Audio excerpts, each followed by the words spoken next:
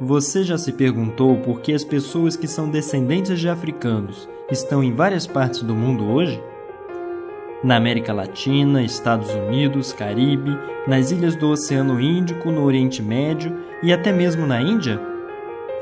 Há centenas de milhares de anos, os primeiros seres humanos deixaram a África, nosso continente de origem, para povoar o resto do mundo. A resposta para a nossa questão, porém, nos leva a um período não tão distante, doloroso e que ainda afeta a imagem que muita gente faz dos africanos e de seus descendentes. A escravidão é uma instituição universal. Em outras palavras, ela existiu de várias formas em muitas culturas e sociedades.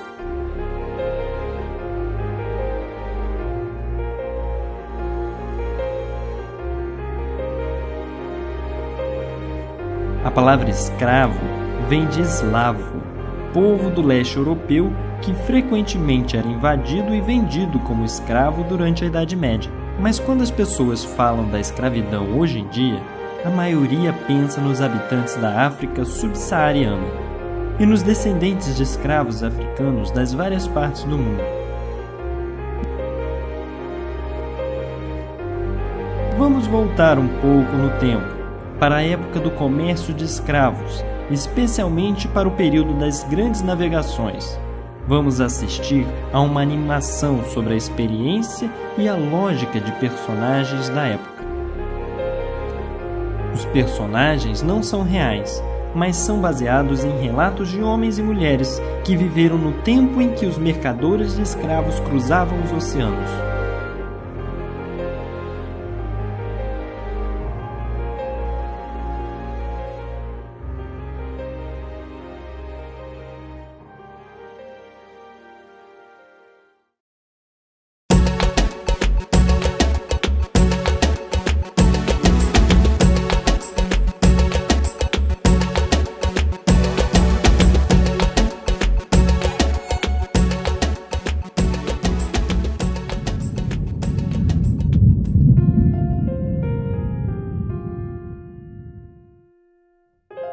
Sr. Brooks é um grande comerciante de escravos de Liverpool, na Inglaterra. Ele vai nos dizer por que se envolveu na compra e venda de seres humanos.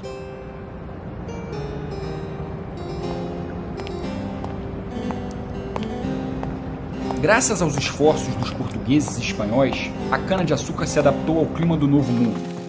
Podemos agora ter grandes plantações de uma única cultura para produzir açúcar em larga escala.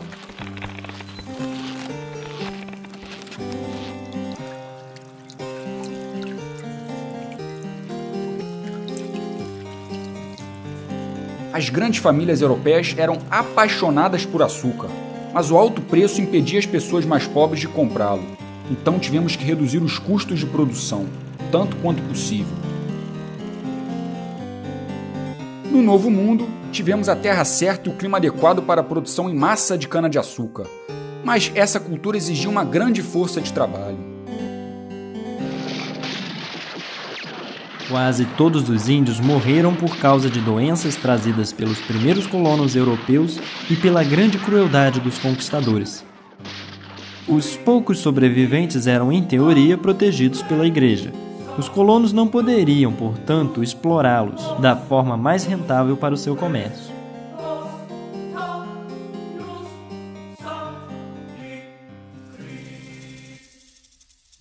Aquelas terras distantes que muito imaginavam estar cheias de canibais assustavam muitos europeus, e mesmo os mais infelizes moradores da Europa hesitavam em ir trabalhar como operários agrícolas nas Américas.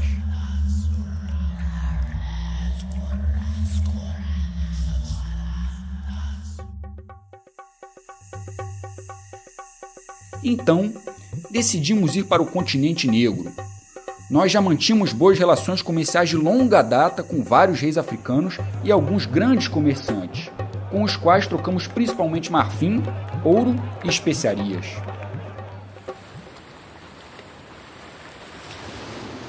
Aos poucos, com a permissão deles, nós construímos um punhado de fortes em pontos estratégicos ao longo de toda a costa atlântica para proteger os nossos comerciantes e mercadorias, e as tripulações dos nossos navios. Os fortes foram ainda mais úteis para o desenvolvimento do comércio de escravos.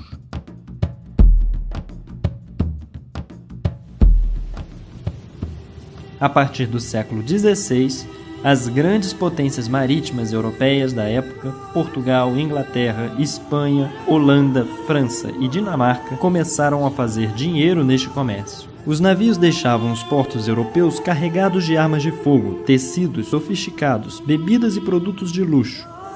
Os bens eram trocados na costa africana por homens e mulheres feitos prisioneiros. Eles eram então vendidos no Novo Mundo e forçados violentamente à escravidão. Esses barcos seguiam depois pelo Caribe ao longo da costa atlântica da América do Norte, antes de voltarem para a Europa carregados com açúcar, café, algodão, cacau, metais preciosos e outros produtos. Outros barcos praticavam esse comércio ligando a África às Américas, especialmente o Brasil. Comerciantes, banqueiros, seguradoras e donos de navios tinham lucros fabulosos. O mesmo modelo econômico que foi usado desde o início do século VI até o início do século XX foi o centro do comércio de escravos no mundo árabe e muçulmano. Durante vários séculos, as forças vitais do continente africano foram roubadas para beneficiar outras sociedades que se enriqueciam e se desenvolviam sobre a expulsão violenta e o trabalho forçado de dezenas de milhões de filhos e filhas da África.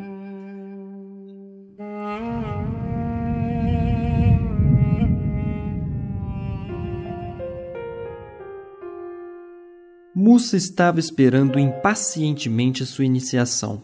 Ele ia finalmente se tornar um homem, o grande caçador Bedik, aprendendo os segredos das florestas e animais.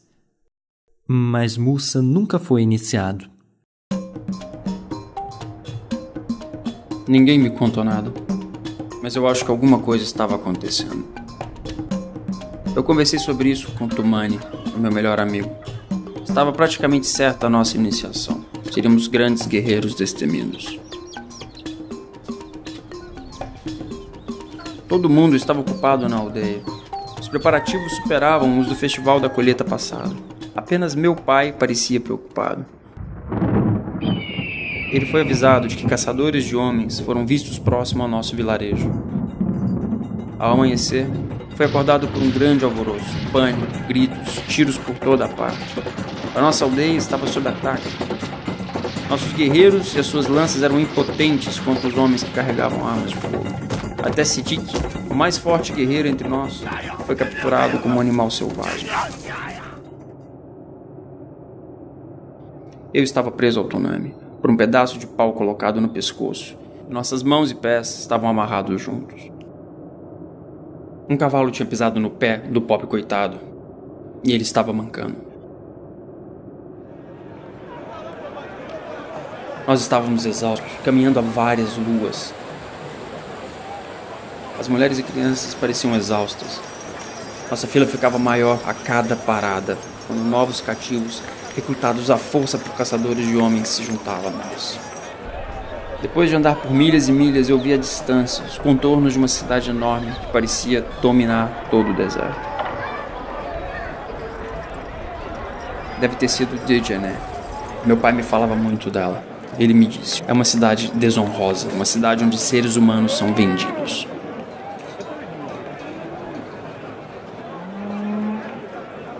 Dois homens vieram ao pátio onde estávamos sendo mantidos. Eles vieram para o cercado onde estávamos todos agrupados. Eles me escolheram junto a outras 10 pessoas, mas não Tumani. Mussa será levado pelo deserto e vendido para um comerciante árabe. Ele será então castrado para valer mais como um guardião de mulheres. Mas Mussa não sobreviverá à operação. No mundo árabe e muçulmano, escravos eram comercializados nas rotas do deserto, rotas marítimas pelo Mar Vermelho, o Oceano Índico e o Mar Mediterrâneo.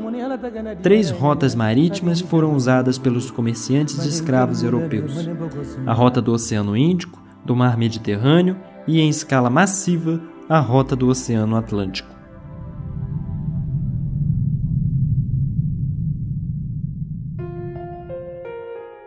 Lala vem do reino do Congo. Ela foi capturada por caçadores de homens enquanto buscava lenha para cozinhar o jantar. Ela conta alguns momentos da viagem no navio negreiro como se fosse um diário de bordo. Embarque. Tiraram a gente das celas escuras e úmidas, onde a gente ficou amontoado durante várias semanas. Levaram a gente de canoa para um dos navios enormes ancorados perto da fortaleza. Eu nunca tinha visto nada assim.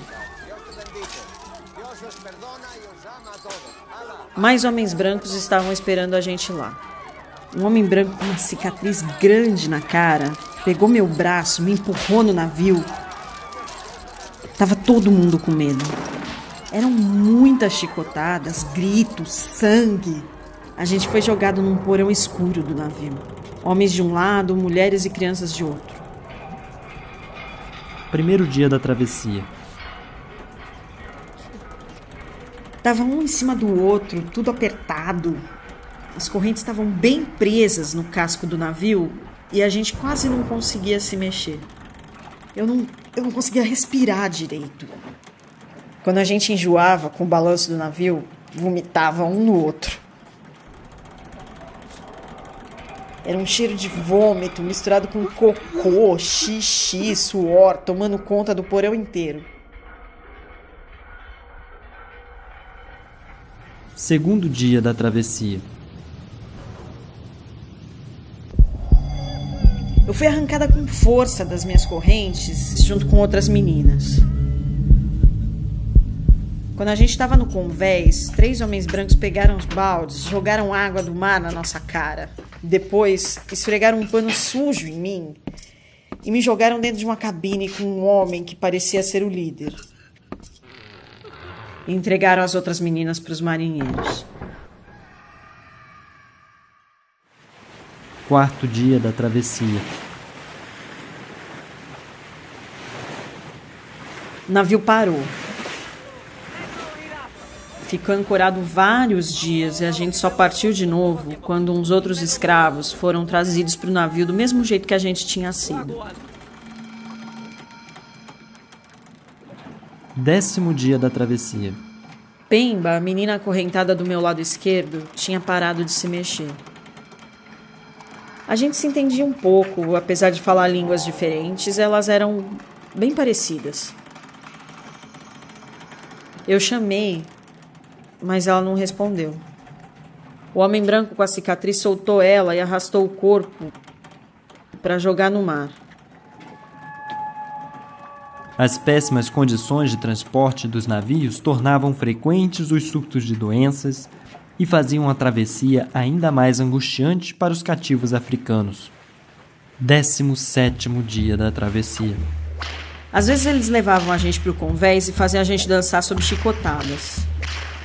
Naquele dia, eles colocaram a gente numa fila com cuidado, obrigando a gente a assistir uma cena horrível. Um homem que tentou pular no mar levou muita chicotada na frente de todo mundo. Os gritos dele eram insuportáveis e fizeram a gente tomar coragem de novo. Começamos uma revolta. Eles tinham armas de fogo e espadas.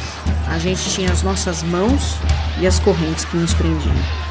Dos 400 africanos, uns 60 morreram, a maioria mulheres e crianças. A gente venceu, mas não sabia manejar aquele navio enorme. Não dava para voltar para casa. Ficamos perdidos no mar por mais de 15 dias, esperando a água e a comida acabar, torcendo em silêncio para a África aparecer no horizonte. Mas a África não apareceu, nem nenhum outro pedaço de terra. Morrer, mas morrer livre. Foi isso que a gente ganhou. A travessia forçada de Lala e de seus companheiros durou apenas 17 dias por causa da revolta bem-sucedida, mas navios negreiros podiam levar 1 mês e meio a 2 meses para atravessar da costa africana para o outro lado do Atlântico, dependendo do ponto de partida, do ponto de chegada e das condições do tempo. Cerca de 20 a 30% dessas pessoas, vistas como mercadorias, morriam durante a viagem. As taxas de mortes eram muito próximas às do êxodo forçado pelo deserto do Saara. As caravanas de escravos cruzavam centenas de quilômetros, sob um sol escaldante, com má alimentação e muito pouca água. O destino dessas vítimas foi, portanto, não mais invejável do que o das pessoas que tomaram as rotas do Atlântico ou do Oceano Índico. Monsieur Massé é um colono na ilha de Bourbon. Sua fazenda é altamente rentável na produção de cana-de-açúcar e café. Ele vai nos contar o seu método para garantir que seus 182 escravos trabalhem duro.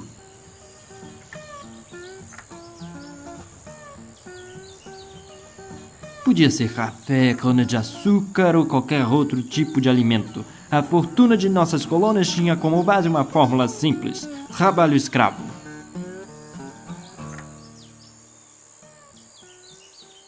Na minha fazenda, lutei contra a preguiça natural dos escravos com métodos bastante vigorosos e eficazes.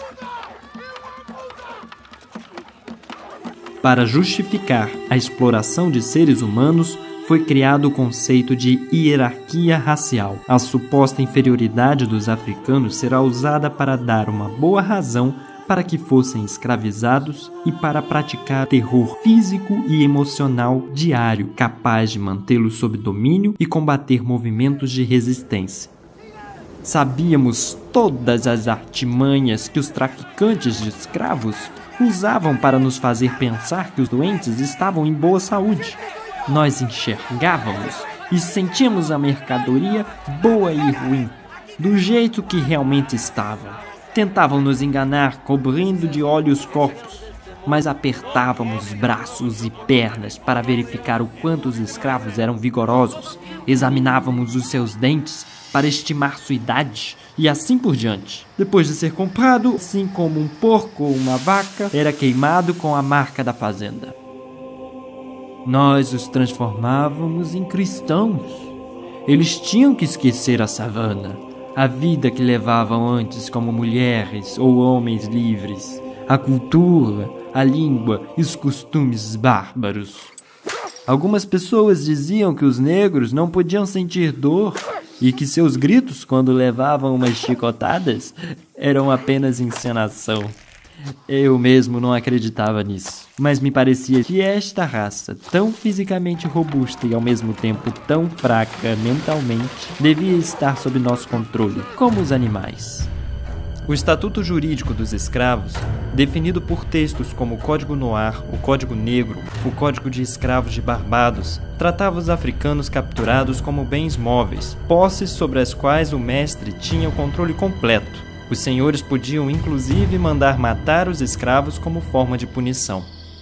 Esse texto era muito frouxo. Nas fazendas, os verdadeiros senhores tinham que ser muito mais firmes. Eu costumava insistir que, quando houvesse um castigo no campo, os outros escravos tinham que assistir. O chicote podia estalar nas costas só de um homem, mas todos os outros iam sentir o terror do seu senhor e as terríveis consequências da sua raiva. Castigos: 20 chicotadas, marcar com uma flor de lis, cortar o tendão, ser pendurado pelas costelas, açoite até a morte.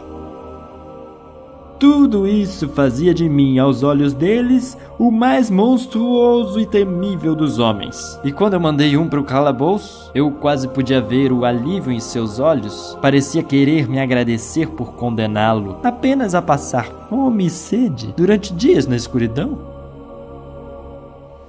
Era por causa do terror que eu inspirava nos meus escravos que a minha fazenda era um modelo e meus lucros estavam entre os mais altos da ilha.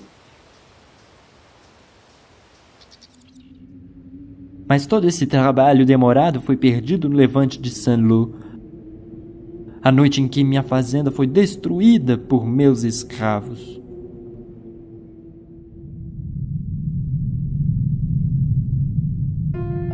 Juan nasceu na escravidão em Cuba. A mãe dele foi vendida.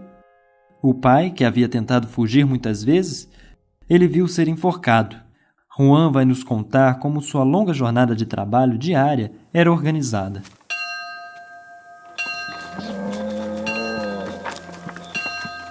Todas as manhãs, menos domingo, o sino tocava às 6 horas. O caminho até a plantação de cana-de-açúcar era enorme. Meu dia começava caminhando junto com a maioria dos escravos da fazenda.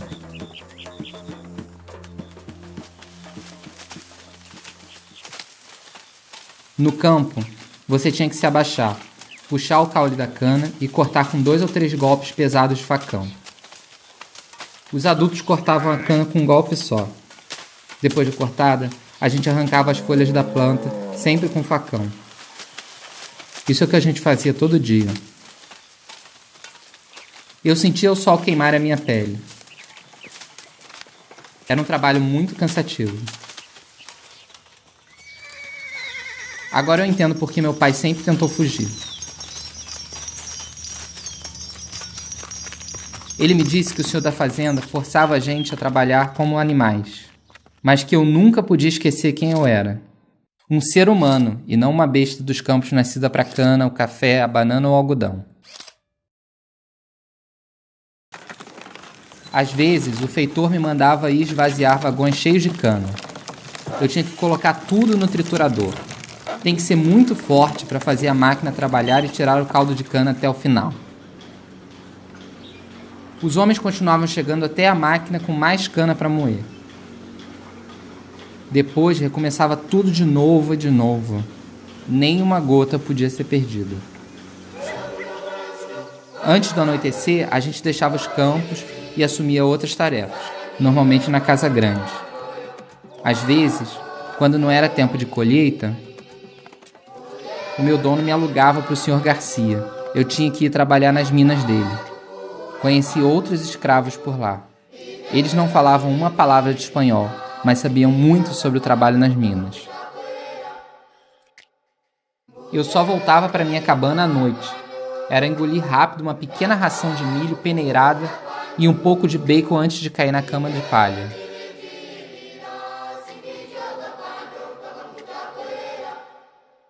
Juan trabalhava em plantações como a maioria dos escravos, mas alguns deles ficavam encarregados de tarefas domésticas na casa grande. Às vezes eu ia com um calo para o rio ajudar a lavar os cavalos. Calo era o motorista do senhor. Ele sempre estava bem vestido. Ele me contou que quando levava o mestre na cidade, às vezes conhecia negros donos de pequenos negócios. Uns conseguiam ser até artesãos. Tinha alguns que eram livres. Mas era coisa rara, porque dificilmente um senhor deixava seu escravo comprar a liberdade.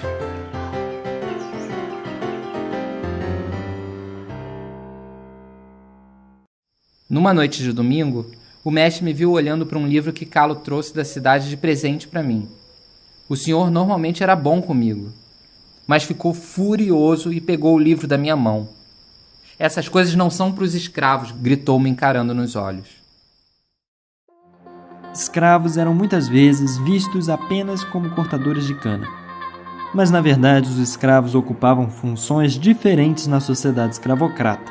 Por exemplo, a construção de prédios, estradas, portos, navios ou funções no exército, entre outras. No caso do comércio de escravos no mundo árabe e muçulmano, os escravos às vezes ocupavam funções muito importantes, oficiais de alta patente do exército, assessores pessoais de soberanos. Alguns deles ocupavam até postos importantes de comando. Seja no comércio transatlântico de escravos ou no comércio de escravos no mundo árabe e muçulmano, os homens e mulheres reduzidos à escravidão trouxeram com eles valiosos conhecimentos e habilidades, como o domínio de várias técnicas na agricultura, construção, navegação fluvial, mineração e metalurgia. Dessa forma, eles ajudaram a exportar as habilidades e tecnologias africanas para os países que os exploraram.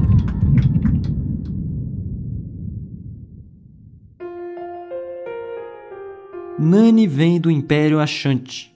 Quando criança, ela foi capturada, vendida e enviada para as Índias Ocidentais Britânicas. Seu único pensamento desde que chegou tem sido fugir para as Montanhas Azuis, sinônimo de fuga e liberdade. Decidimos fugir da fazenda faz alguns meses. Aproveitamos o momento em que o feitor começou a chicotear uma mulher grávida. Meu irmão voou para cima dele. Bastou um soco para derrubar o homem. Outros escravos decidiram se libertar e fugir conosco. Para confundir o capitão do mato, nosso grupo teve que se dividir. A gente sabia que os colonos brancos, os cães de caça e um pelotão de soldados de prontidão na ilha estavam atrás de nós. Encontramos abrigo em um ponto estratégico nas montanhas, de onde dava para ver o inimigo avançando. Era fácil atacar primeiro. Nossa comunidade ficava mais organizada e bem estruturada.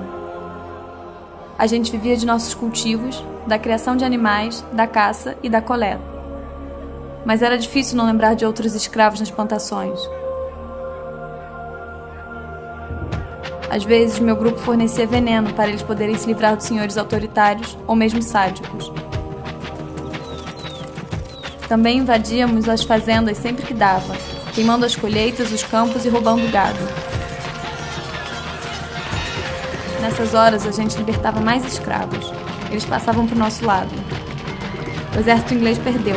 Causamos tantas derrotas que a Inglaterra foi obrigada a assinar um tratado reconhecendo a nossa liberdade e a independência de nossas terras. Enfraquecidos pelas repetidas revoltas, pela campanha abolicionista e pela grande popularidade de alguns líderes como William Wilberforce na Inglaterra, Victor Schœlcher na França, Frederick Douglass e Harriet Tubman e Joaquim Nabuco no Brasil, os estados escravocratas foram obrigados, um a abolir a escravidão. Ironicamente, no despertar da abolição da escravidão, donos de escravos eram compensados pelas autoridades por suas perdas de propriedade, mas em nenhum caso os escravos, que foram as únicas vítimas desse sistema, receberam alguma compensação. São essas revoltas numerosas, repetidas, cada vez mais organizadas, que irão contribuir para a progressiva abolição da escravidão. A partir de 1791, da grande revolta de escravos em Santo Domingo até a abolição no Brasil em 1888. Enfim, livres, os escravos venceram depois de travar uma batalha diária por mais de 400 anos. Das aldeias africanas para os porões dos navios negreiros e plantações, esses homens e mulheres constantemente se revoltaram, protestando contra uma situação de vida desumana.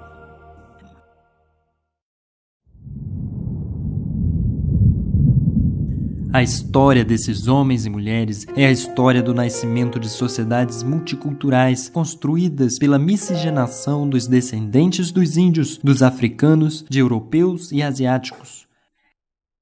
É a história da música que nos movimenta e que ouvimos todos os dias: blues, salsa, samba, maiola, hip hop, reggaeton. É a história do candomblé brasileiro, do sincretismo religioso, dos orixás, das formas de movimento corporal entre a dança e a luta, como a capoeira. É a essência do tango.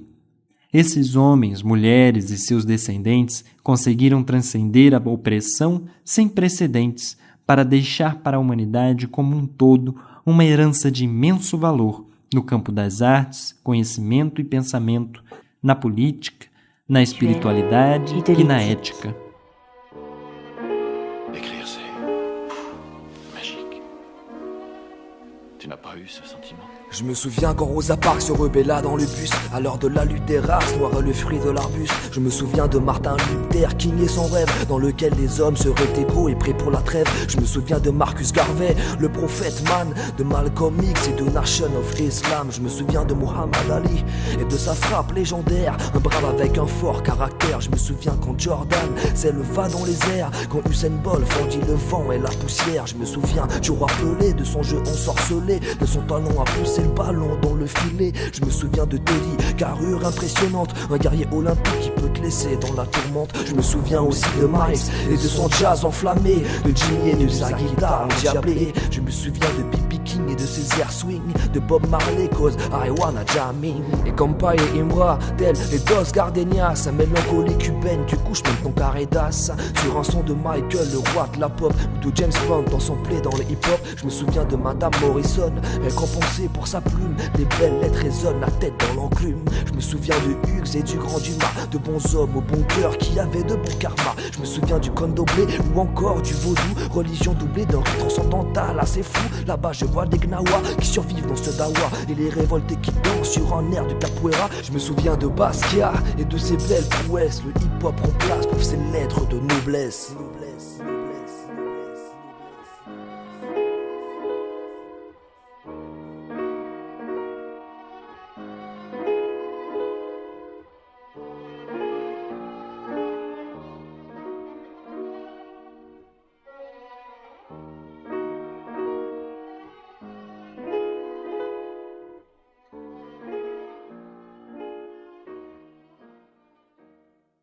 Esses escravos triunfaram depois de serem oprimidos por muito tempo.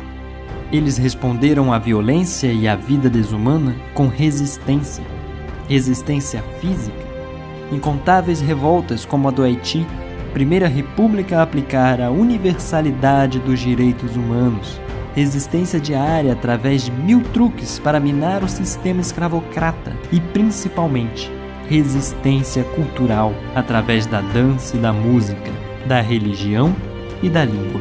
Eles provaram que a falta de humanidade e a barbárie não eram características daqueles escravizados por meios da violência, mas dos opressores. O comércio de escravos e a escravidão são agora coisas do passado, mas eles deixaram em seu rastro o racismo, um veneno resistente que assola nossas sociedades até hoje. Desde 2001, o comércio de escravos e a escravidão são reconhecidos como crimes contra a humanidade no direito internacional. Mas isso significa que a escravidão não existe mais? Será que não tomou outras formas, menos evidentes, enquanto ainda transforma seres humanos em propriedade uns dos outros?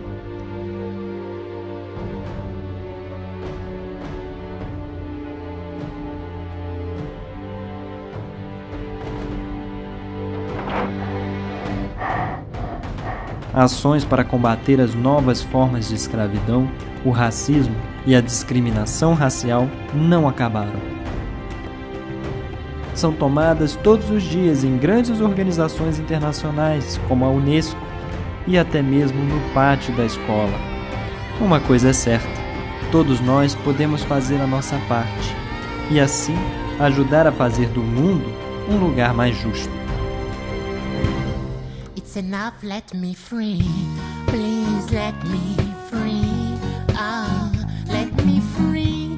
Oh, let me free. Oh, oh, please let me free. Oh, let me free. Oh, let me free. Oh, oh. Do you hear the bullet shot by the soldiers, running through the crowd and being in tears? Do you hear the mothers crying, their children lost, walking on a mine, howling gust, gust, howling gust, gust, gust, gust, gust. Let me free, it's enough. Please let me free. Oh, let me free. Oh, let me free. Ah, ah, please let me free. Oh, let me free. Oh, let me free. Ah, ah. Don't shoot me, brother. Oh, don't shoot me, brother. Don't shoot me, brother.